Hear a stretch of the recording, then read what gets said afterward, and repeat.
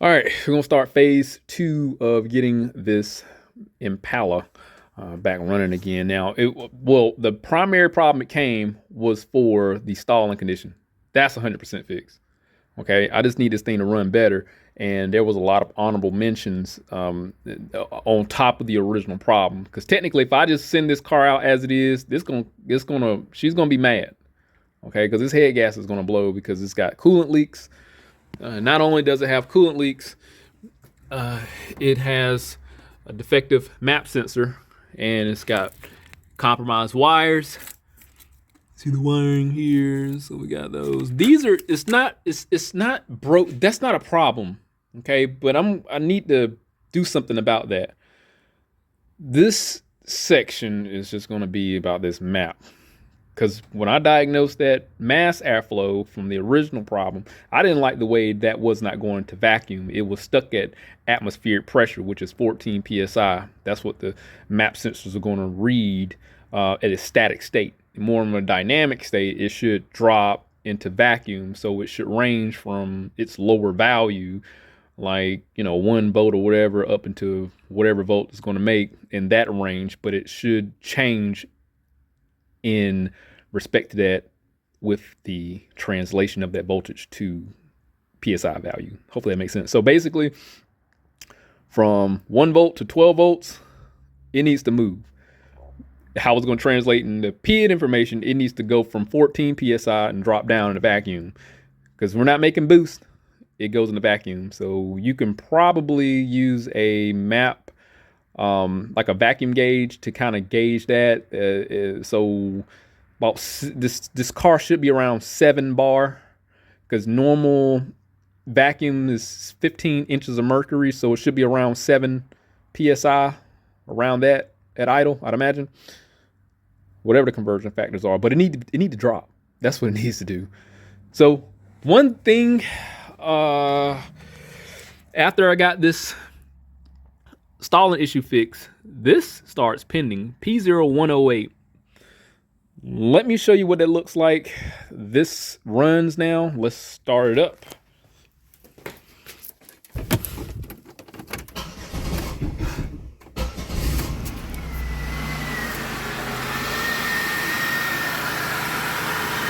Let's go into live data. Here's our intake pressure sensor. Look at that, stuck at 14 psi. If I cut the vehicle off, it stays there.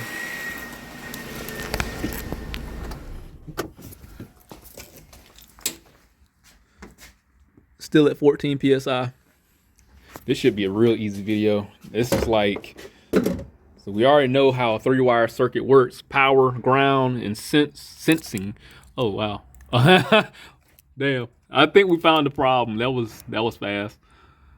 I knew like it was going to be a map sensor itself, but I didn't suspect. I wanted to do like a visual, some sort of visual assessment, and unfortunately, yeah, this is what we got. Well, let's learn something at least. Let's disconnect it. Let's see, because that part had delayed information. Let's see if this has delayed information. The key is in the on position. Yeah, look at that. So that value changes. What does this hypothetically? Just imagine that never happened. Just imagine that never happened. What this means: we have adequate power, we have adequate ground and signal. If we see the value go from static at 14 psi, disconnected, and it dropped like that, we know we have the recipe for a working unit. We just simply need to put a map sensor on here. But let's dig the rest of this out. If I can, oh gosh, it's brittle. Oh, there we go. Cool. I can't remember the name of that circuit in there. It's a specific name for it. Being that I don't deal with them a lot, I can't remember. I'm gonna have to Google it. So, all right, let's get the map sensor. All right, this is a rare case, but due to customers' budgeting issue, we have to go to a house brand map sensor. And this is a Master Pro brand. And even though this is from O'Reilly's, if I'm not talking bad about O'Reilly's, but AutoZone, their Duralast brand in cases, and I've had them in a handful of cases, they sell OEM products. But being that I frequently patronize this place, I'm pretty loyal. So we're gonna use a house brand product, despite the packaging not looking fancy. This should work like it's supposed to. That's the main thing. We need functionality. It's not used. It's in this packaging. Let me use both hands. All right, here we go. Let's pop this in here. As a matter of fact, there we go.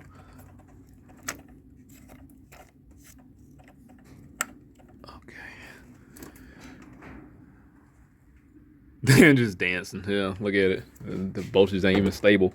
Let's start it up. It actually starts up a whole lot better now. Look at that. Oh, I was wrong in the value. But I was close. It's making 5 PSI. So we're deep in the vacuum. This is working like it's supposed to, and it started up so much better. Let me shut it down and start it back up.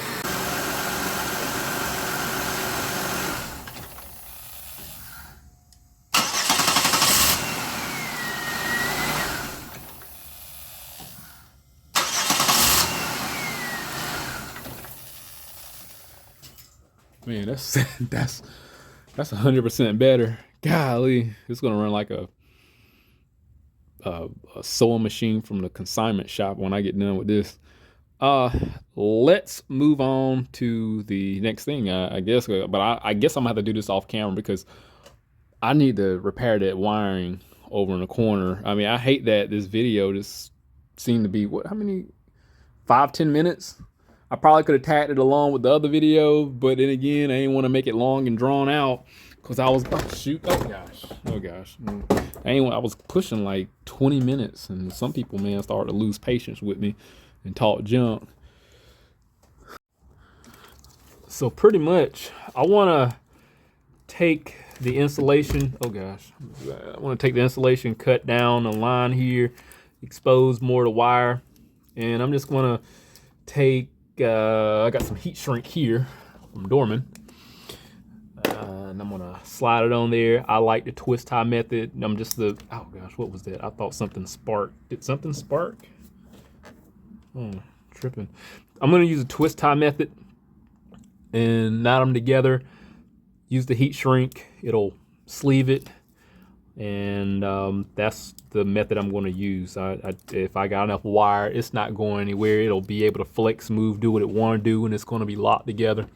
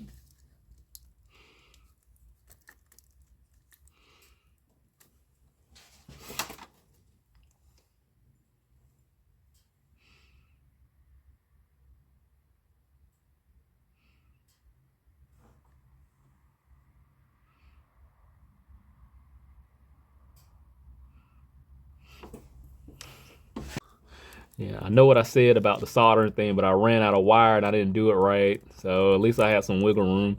This is gonna be different though. I'm gonna use my twist tie method for this one. And I could probably just spin it and fold it over. So probably that's what I'm gonna do. I can't believe I expect to screw up. You'd be surprised. So let's grab this one and try it again. I'm gonna go in the harness just fine.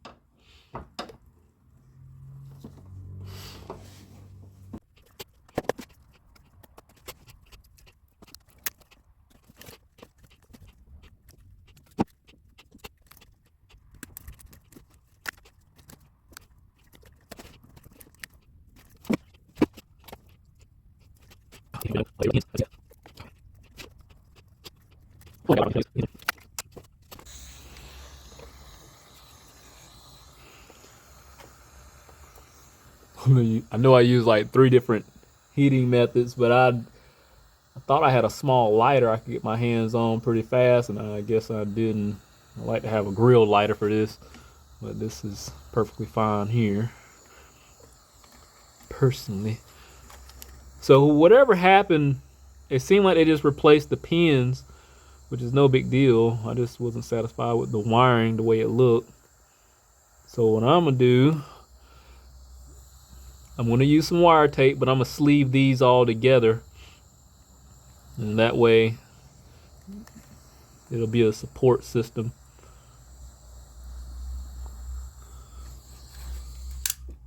So that looks fine.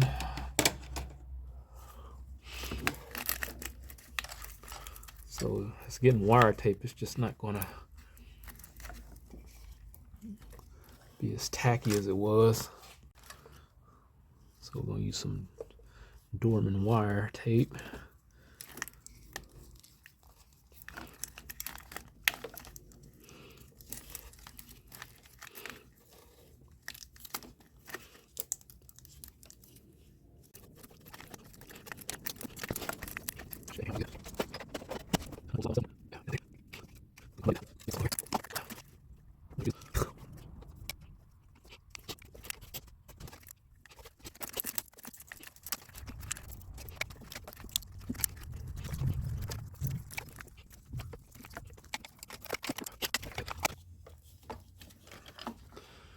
And once it gets locked into place here, and it'll keep that any other pins for wanting to come out. So that's gonna be fine.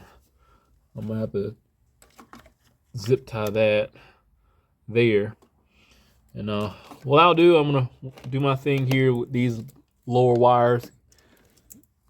These here, get those repaired. And I still got other stuff I gotta work on, but I hate that this was so simple. Hopefully we can all take something. There's some key takeaways. If you think this is gonna come out, then talking crap. Now I can promise you, I've been using twist tie method for years and I ain't never had no problems. Logically, I mean, it has more flex than solder. I just don't like that it's hard and there's no give. It just could flex and then break. So but it's twisted and soldered, so I think we'll be okay. I'm perfectly satisfied with the twist tie and the installation, so we're in good shape. Hey, if anything happened, I'll definitely update. But I'm going to work on getting the tube seals replaced, clean this mess up, and yeah, I got to fix this mount too because this is loose. That bolt about broke my cheap camera stand. That bolt right there is loose, so I got to fix that some way. We'll get that tightened up. I don't know if you can see it, but I got it's sticking up. There you go. That's sticking up too. So I don't know how that happened. I don't know who worked on the car last. I don't know. But the wirings, that's fine. Definitely gonna look a lot better. It's just shiny and it looks, I think it just looks janky because it's shiny. Hell, it looks better than the factory stuff, at least, sorta. At least it's new. We'll see what happens. Hey, if anything happens, I'll definitely update. Hit the link, subscribe channel, stay informed, head over to some work. See you next one.